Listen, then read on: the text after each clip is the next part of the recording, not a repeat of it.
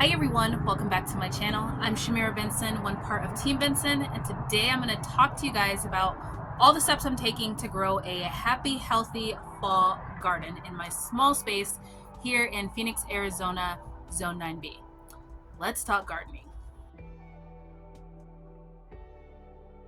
Okay guys, so if you don't know, Zone 9B, or at least where I'm at, we can grow all year long. So our biggest time to grow a garden is going to be in the fall. That's where we can plant as much stuff as humanly possible and grow most things, even down to some of like my summer things that you would think that only can grow in the summer, grow better in the fall because it's like 118 in the summer. So like things like cucumbers, tomatoes, peppers, they get their start and get strong in the fall versus me planting them right in the summer.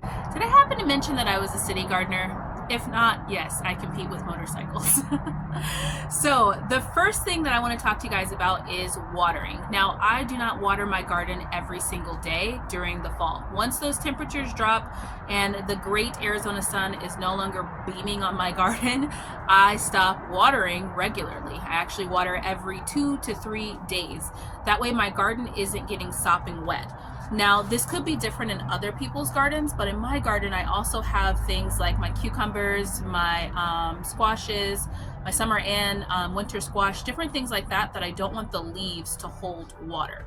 So if anything, I check like the greens, like my kales and my collards to make sure they're not drying out, but I don't want to make like sopping wet, like leaves that can get powdery mildew. So those other things like eggplants and cucumbers and squash, I really make sure that I only water those every 2 to 3 days. And usually my soil is what I really focus on, so it holds a lot of water, so it doesn't really have issues for like my greens or anything like that, so I can water everything at the same time versus having to put things on a different watering schedule. Now, if you have drier soil, you might have to do something different, but right now, the sun is not burning the soil, so you could probably pull back on your watering too. Next thing is going to be letting it be. Now, that probably may not seem like a cool step, but if there are pests in my garden, I let them be. Currently, I'm getting things like some whiteflies, which are starting to like die off, and pretty much that's it. Maybe a few spider mites. But right now, my garden is pretty much in a transition period, so it is really like not loving the absolute cold weather.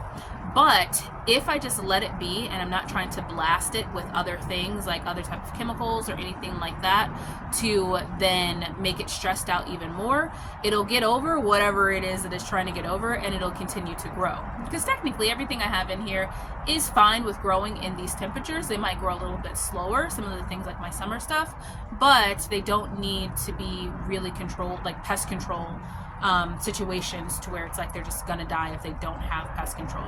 I actually am 100% against pest control on my garden. I don't really do anything. I might make like a cayenne pepper spray and spray on some things if I have like larger animal pest controls, but like things like even down to like my cabbage loopers or something like that, I would rather spray the plant with water and cover it up to protect it from getting cabbage loopers than to spray it with like, you know, even organic sprays like neem oil and let that plant just get burned up by the sun or like struggle, because in Arizona we have those issues, but have that plant struggle trying to have the pest control put on top of it plus the pest that was eating it.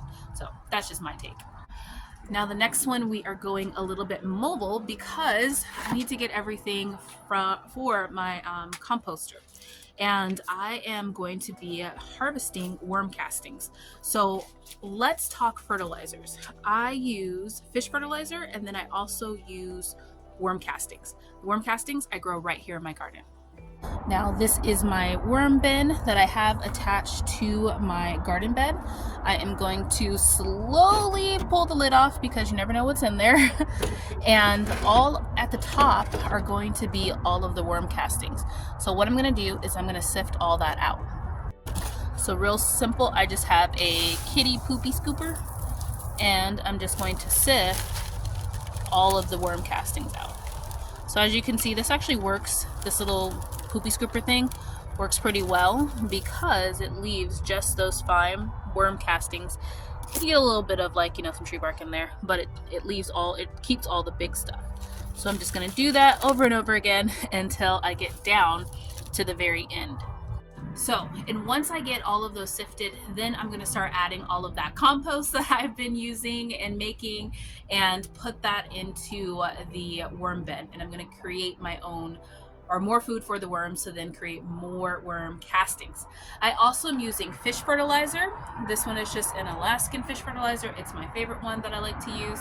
And I am fertilizing once a week in my garden. So basically just adding some of this stinkiness to some water, and I'm fertilizing. I don't fertilize the plants like my herbs because I'm currently using my herbs. So I usually fertilize them once they get really, really small. Like we've used a bunch of it, then I can let them grow back. But everything else just gets a nice little feeding of this stinky stuff. And the last tip is my favorite tip of all, and that is I'm enjoying my fall garden. I come out here and I have my tea, I have my coffee, and I talk to my plants. I tell them, keep going, you're doing great, because I want to eat you. And I feel like just being out here and present in your garden, it provides just a different energy for you and also provides a different energy for your garden. Now that could just be like some, hippiness, but I think that it works. So I hope that you guys are growing yourselves a garden. I hope that you are providing your family with all the food that you need. And until next time, grow yourselves a garden, because even a small space can provide you with tons of food. Bye, guys.